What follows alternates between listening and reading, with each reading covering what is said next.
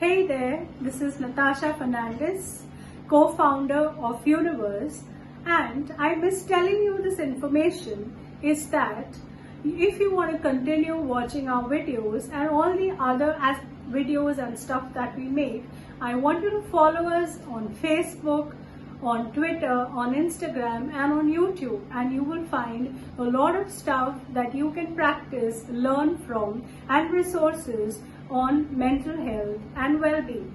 Okay, so now we'll come back to our task of day 3 of the happiness series.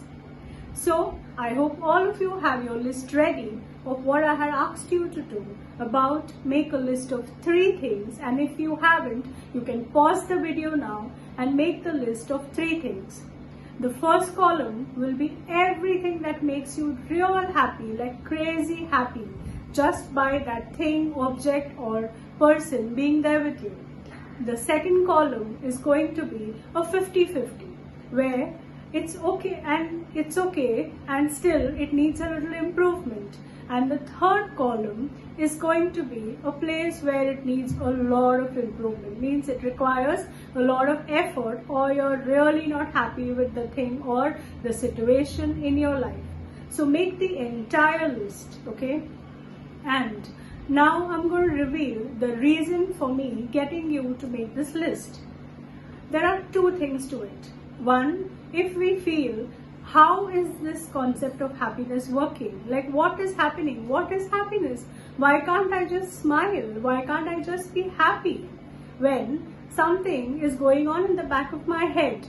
So happiness is programmed in a different way in everyone's brain. Okay, that's a little secret that I revealed to you right now, that happiness is programmed differently for different people. So 2 people in the same situation may experience different level of happiness or sadness at one given point in time. So like me, when I was researching about happiness, there was a psychologist and a scientist from Harvard, and he did a research. Now in this research, he had the same question about that what is happiness and how do people feel these different levels of happiness. So in his research, he actually studied a lot of identical twins who were raised apart, who were raised at different places in different circumstances, and then he studied them over the number of years.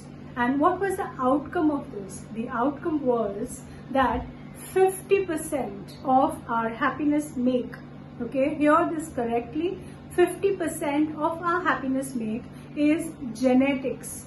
That is, it is passed down to us by our families and ancestors.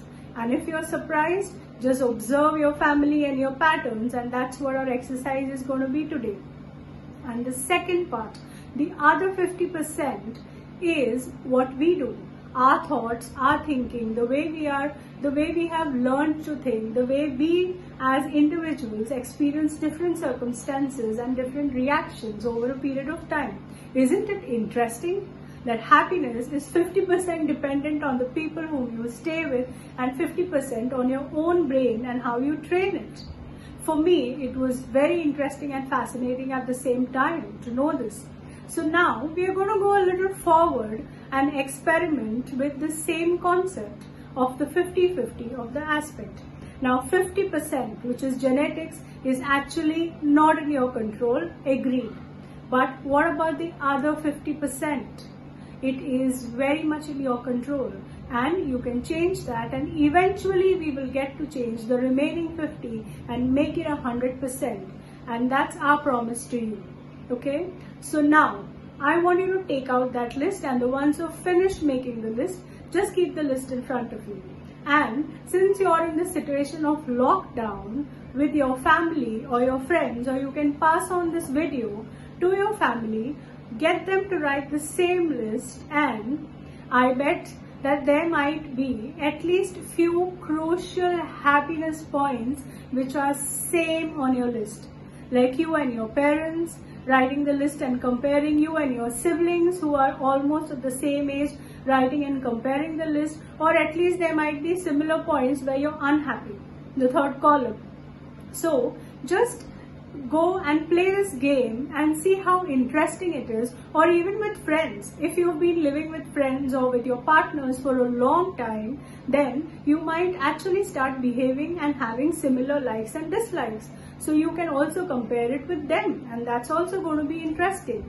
With this, what are we going to do is I am here helping you find a pattern of happiness and unhappiness, because till we don't know what makes you happy and what makes you not so happy, we will not be able to change it.